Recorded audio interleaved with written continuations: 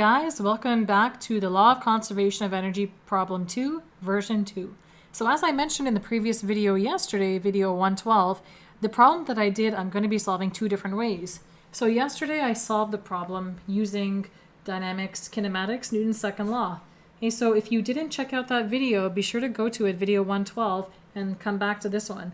Essentially, I'm showing you two ways to solve the same problem. Okay, so this way we did in that video. In this video, we're going to be solving it using the work-kinetic energy theorem.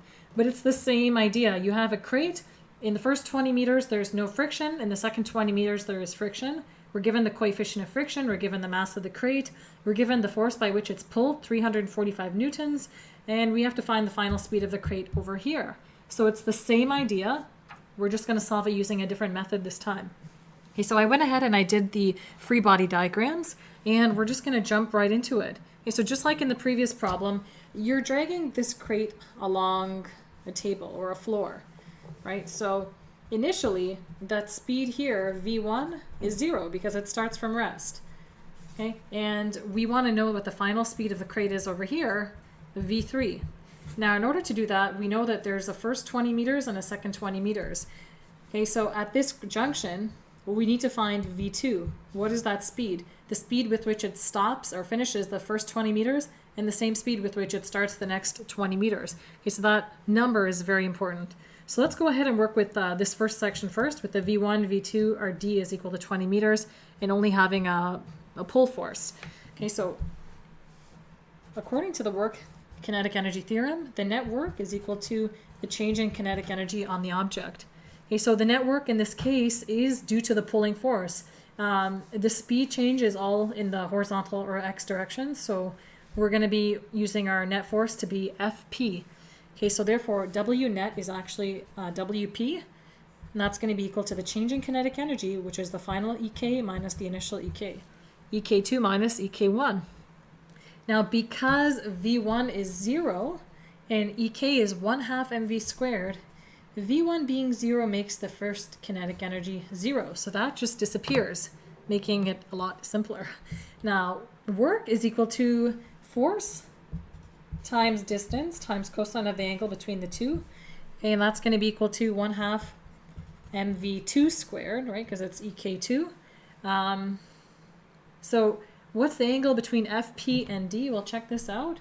Okay, so the force is going forward, but the block is also being displaced forward. Okay, the angle between those two vectors, theta, is 0 degrees. Cosine of 0 is 1. Okay, so that disappears, leaving you with the Fp and D. Right, so because we're solving for V2, let's do that. So let's get rid of the 1/2 m. So multiply both sides by 2, divide both sides by m, take the square root. So V2 is equal to the square root of 2 FPD over n. Okay, at this point, you just have to plug in your values. So square root 2 times 345 newtons times 20 meters divided by the mass, 108 kilograms. And when you crunch those numbers, you're going to get a V2 of about 11.3 meters per second. So if you saw video 112, that number should look very familiar to you. Okay, so we've got the V2. It's good. Now we can go to the second part of the problem. Okay. Now, notice here how we had work net equals delta Ek. It was easy for the first part because our net work was due to this force, our net force of just Fp. In the second 20 meters, our net force is not only comprised of Fp, but also the friction force. Okay, so here, let's just figure out what our net force is first. So F net, let's let right be positive. So F net is equal to Fp minus F friction, which is 345 newtons minus mu k mg, right? It's actually mu k Fn, but if you take a look at the image, the vector diagram, the free body diagram, Fn and Fg are going to have the same magnitude. So you just put mg for Fn. Okay, let's plug in our values. 345 newtons minus mu k, 0.29. 108. Again, all these values are in the previous video. It's the same question as that one. 9.8 meters per second squared. Plug this in your calculator. You're going to get the net force is 38.064 newtons. Okay. Then again, the reason we did that is because you see for the work formula, net work, you're going to need the net force. Okay. In this case, the work was only done by the pull force. Here it's done by both. So we need both in our calculation. So, so net work is equal to delta EK, and therefore that's due to F net D cos theta. Delta EK, so here we're going to be comparing EK3 and EK2. So EK3 minus EK2.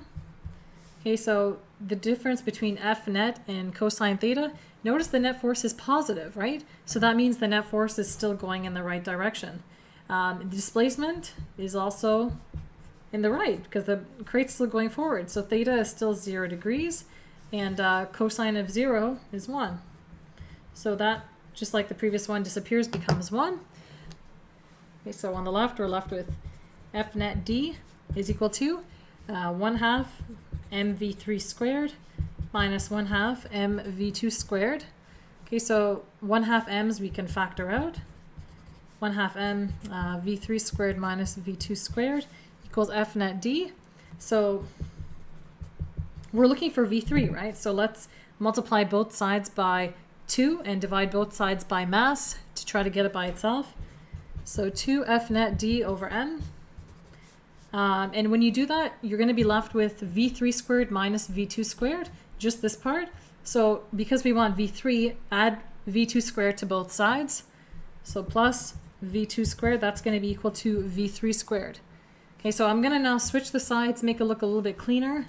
So essentially, when you calculate all this and you take the square root, you're going to get v3.